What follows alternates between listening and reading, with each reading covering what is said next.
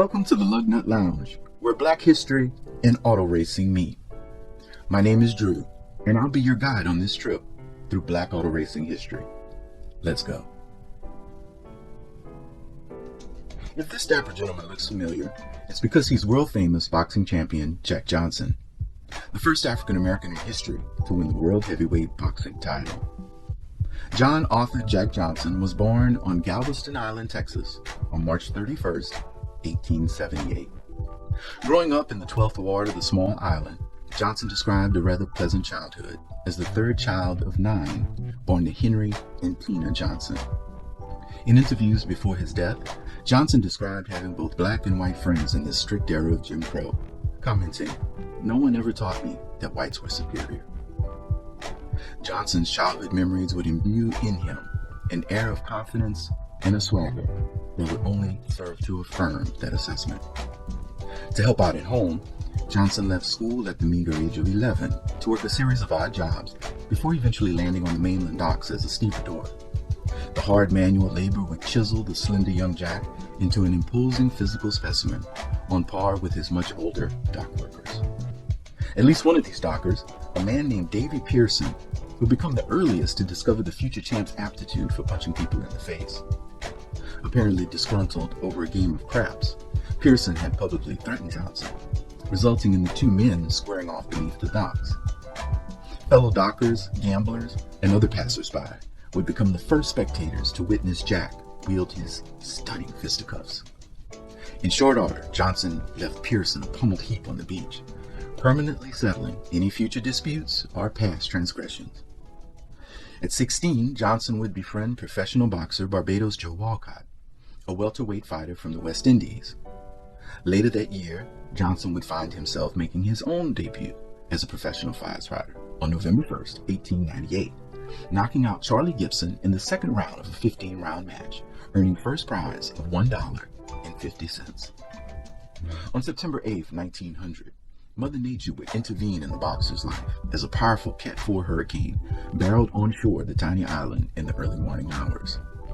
The deadly storm would crash over the small island with a 15-foot storm surge, leaving the 22-year-old boxer and his entire community fighting for their lives. The storm demolished the island, claiming the lives of more than 6,000 residents. More than 30,000 survivors were left homeless. In the dawning hours to come, the treacherous path of the unnamed storm would gouge a wound so deep that it is still cited as the deadliest natural disaster in U.S. history. In the aftermath, Johnson's family would soon learn they were one of very few to escape the devastation without losing a loved one. Both luck and toughness would serve the young Jack well, as he would go on to become what many boxing historians believe was one of the greatest heavyweight defensive fighters to ever live. In his prime, the Galveston Giant was considered unhittable, often holding up battered opponents to prolong fights that served to both punish opponents and entertain fight fans. The irrepressible boxing champion would also leave his mark outside the ring as both an inventor, yes, he did patent his own adjustable wrench that he used to work on his cars, as well as the earliest example of a person of color competing publicly in the sport of auto racing. As one might expect, the champ earned considerable sums from both boxing and product endorsements of his day, similar to any modern-day professional athlete. Besides the fastest cars, Johnson obviously shared at least one more trait in common with today's black pro athlete. Well, the finest clothes, of course. Johnson's car collection was extensive. It included a hand-built 30-horsepower Nyberg automobile, a 25-horsepower Marion Speedster, and an early 20th century 90-horsepower monster called the Thomas Flyer. Johnson had hoped he could drive his Flyer against the best professional race car driver of the day, the legendary Barney Oldfield. In July of 1910, Johnson had just completed what was billed as the fight of the century against retired undefeated champion Jim Jeffries, whom boxing promoters deemed the Great White Hope. After defeating Jeffries, Johnson would find himself flush with cash, free time, and fresh ideas, imagining a AAA-sanctioned, high-stakes auto race that he believed would attract both auto racing and boxing fans alike. Given the era, the champ also had many detractors who did not want the famous black boxing champ racing his expensive red sports car against someone of Oldfield's stature. But in the face of a direct challenge, there really wasn't much anyone could do to keep the two from lining up on the grid. Now, to be sure, the champ had many admirers and fans, as can be seen in this rare public appearance photo. But Johnson also attracted stalkers, who were both determined and strangely color-coordinated in their fashion choice. Unfortunately, some of these stalkers were able to influence the American Automobile Association, commonly known today as AAA.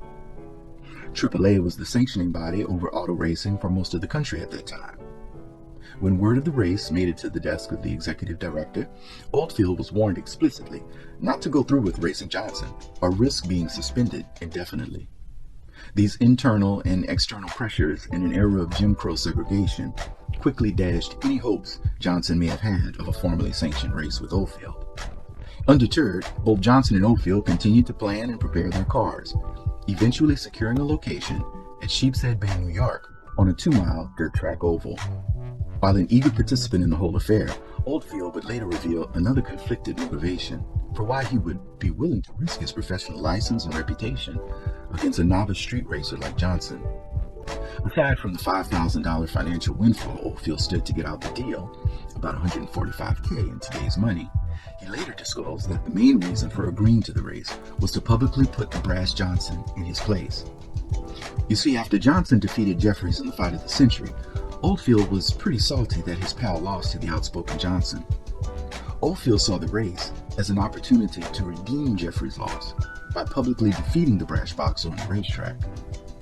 As an extra added bonus, the public spectacle would also seal the doors shut for any black driver who ever dared imagine themselves kissing the bricks of Indy's storied speedway, ensuring that the Indianapolis 500 stayed limited to select participants with known talents who would threaten neither the status quo nor the dominance enjoyed by Oldfield.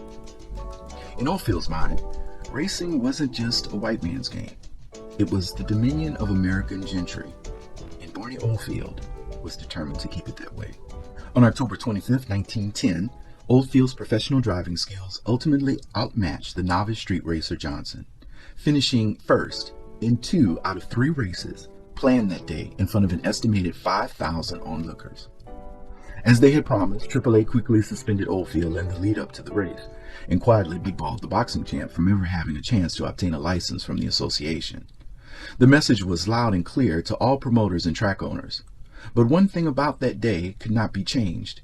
There were movie cameras at the racetrack. I'll put a link in the description below so you can check out actual footage from that day. Because of this, what you'll see is the very first image of the world's very first black race car driver. In this grainy photo, Johnson can be seen here sitting on the outside left as Oldfield occupies pole position on the inside. Most importantly, the forbidden race did indeed happen for all to see on that gray and overcast day at Sheepshead Bay. Win or lose, professional or novice, that image will never be erased. Now join me in honoring the memory of our very first black king of the Speedway, Mr. John Arthur Jack Johnson, the Galveston Giant. Rest in power, champ. It would be 14 years before another brilliant example of black auto racing excellence would emerge, as well as the man who would go on to become our first actual professional auto racing legend. Hang out in the lounge for part 2 of the First Kings of Speed when we meet the Negro Speed King, Mr. Charlie Wiggins.